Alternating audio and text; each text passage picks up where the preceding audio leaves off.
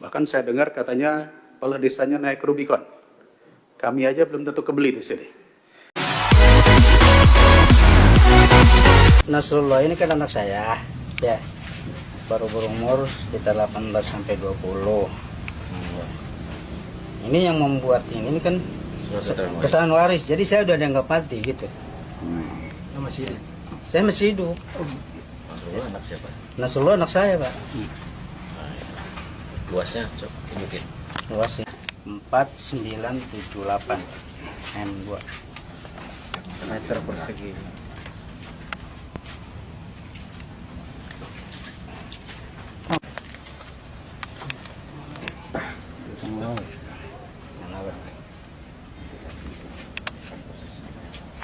Tapi Bapak sebelumnya tahu nggak sih Pak kalau Terus saya kalau tahu saya cerita dari awal ya. Terus sampai muncul ini saya baru tahu ini Pak. Kalau saya tahu di awal saya ceritain, saya tahu-taunya identitas anak saya terjadi seperti gini. Gitu. Terus saya baca-baca di surat tersebut itu ada keterangan waris. Gitu Pak. luas tanah punya Bapak sendiri berapa? Punya saya, maksudnya yang laut. Iya. Yang laut ini yang tertera sini 14978.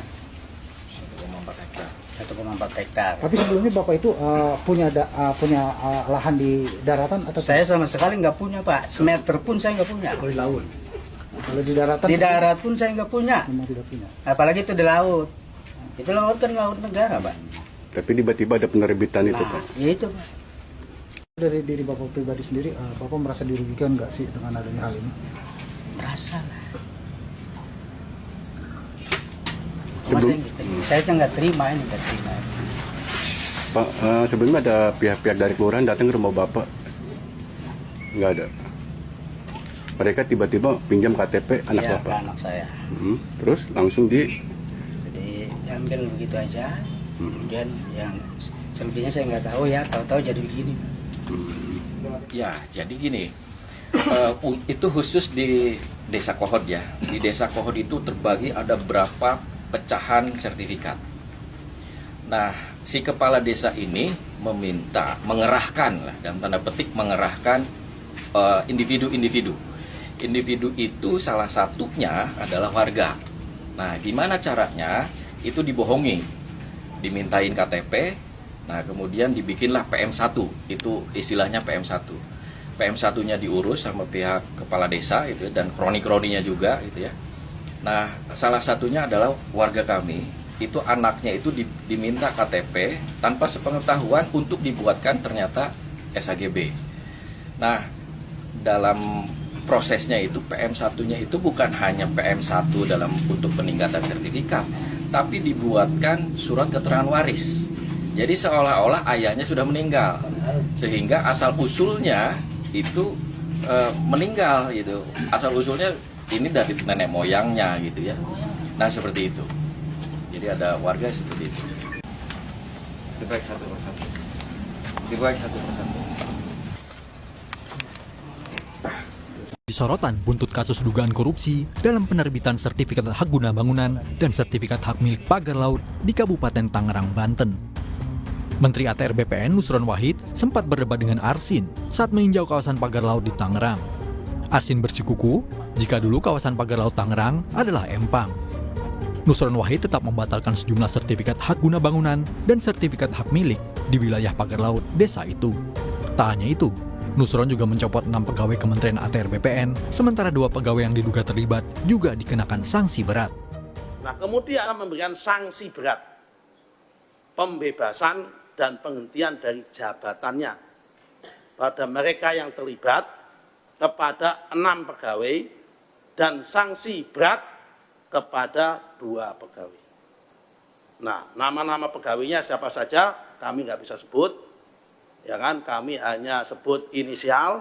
Yang pertama adalah JS, Kepala Kantor Pertahanan Kabupaten Tangerang pada masa itu. Kemudian SH, ex Kepala Seksi Penetapan Hak dan Pendaftaran. Sosok Kades Kohod Arsin juga mendapat sorotan Wakil Ketua Komisi PR fraksi Partai Demokrat, Dede Yusuf.